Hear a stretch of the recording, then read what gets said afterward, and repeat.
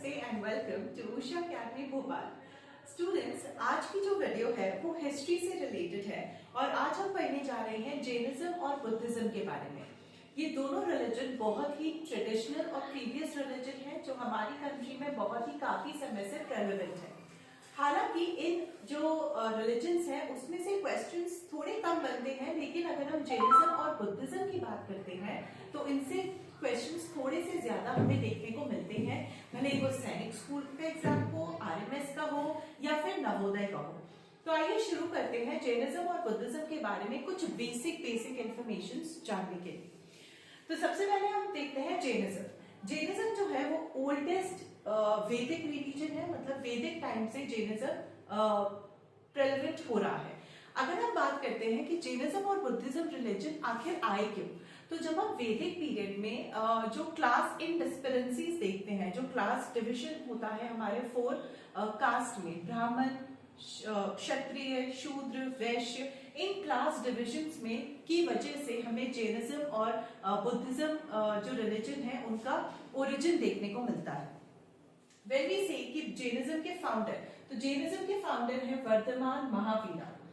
Along with that, जब हम देखते हैं कि जो जैनिज्म है वो मानते हैं, वो आइडल वर्शिप में नहीं मानते हैं, उनके एक कोई स्पेसिफिक गुरु नहीं है, कोई भगवान नहीं है, लेकिन अलग अलग गुरु, अलग अलग जो टीचिंग्स है उसको वो लोग फॉलो करते हैं। तो ऐसे ही अगर हम देखें तो 24 तीर्थंकर हमें देखने को मिलते हैं, जिसमें जो फर्स्ट तीर्थंकर है वो है ऋषभनाथ और जो लास्ट है वो है वर्धमान महावीरा, जो कि फाउंडर भी है। अपार्ट फ्रॉम दैट, अगर हम देखते हैं जैनिज्म 2 पार्ट्स में डिवाइडेड है। अगर हम किसी भी रिलीजन को देखेंगे तो उसके हमेशा कुछ कुछ पार्ट्स होते हैं, हिंदुइज्म के, इस्लाम के, क्रिश्चियन के अलग अलग पार्ट्स है। वही जैनिज्म भी 2 पार्ट्स में डिवाइडेड है, जो कि है दिगंबर और श्वेतांबर। दिगंबर और श्वेतांबर दोनों ही जैनिज्म का पार्ट है, लेकिन इनके कुछ कुछ आइडियाज और कुछ बिलीव्स जो हैं वो एक दूसरे को सेपरेट करते हैं। आगे हम देखते हैं बिलीफ। अब जैनिज्म और बुद्धिज्म दोनों ही ऐसे रिलीजन हैं जो एक पर्टिकुलर बिलीफ पे सेट है। तो अगर हम जैनिज्म को देखें तो जैनिज्म बिलीव करता है रीबर्थ में, कर्मा में और नॉन वायलेंस में। टेक्स्ट अगम सूत्र, जैनिज्म के जो टेक्स्ट है, हर रिलीजन अपना एक स्पेसिफिक टेक्स्ट फॉलो करता है। जैनिज्म के जो टेक्स्ट है वो है अगम सूत्र। अगम सूत्र is a compilation of various Jain texts which is based on various Jain gurus, जिन्हें हम तीर्थंकर भी बोलते हैं। नेक्स्ट हम देखते हैं वर्धमान महावीरा के बारे में।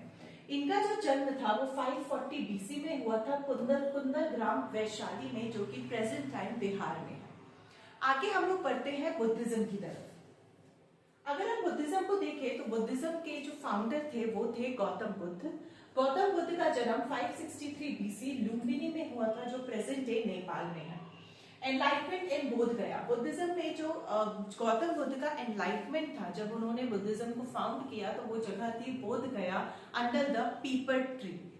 Next Ashoka spread Buddhism. ये हम सबको पता होगा कि वैदिक पीरियड के बाद जो किंग्स आए थे उसमें से जो अशोक थे, he was the most powerful king और उन्होंने बुद्धिज्म को स्प्रेड करने में काफी मदद करी थी।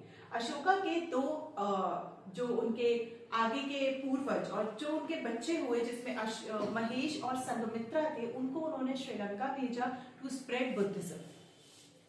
Next we can see that Buddhism के जो टेक्स्ट है वो भी 2 पार्ट है, जैसे सुत्त पिटका और विनय पिटका। गौतम बुद्ध की जो डेथ थी वो कुशीनगर बिहार में हुई और अजंता पेंटिंग्स हमें औरंगाबाद महाराष्ट्र में जो अजंता और एल्लोरा की जो पेंटिंग्स देखने को मिलती हैं, वो ज्यादातर ये क्वेश्चन आता है कि अजंता और एल्लोरा की जो पेंटिंग्स हैं और वहां के जो केव्स हैं वो किस रिलीजन से बिलोंग करते हैं। तो अगर आप देखेंगे अजंता एल्लोरा की जो ज्यादातर केव्स हैं और उनकी जो ज्यादातर पेंटिंग्स हैं वो जैनिज्म और बुद्धिज्म दोनों ही रिलीजन से बिलोंग करते हैं। आई होप ये बेसिक इन्फॉर्मेशन आपको जैनिज्म और बुद्धिज्म के बारे में समझ आई होगी।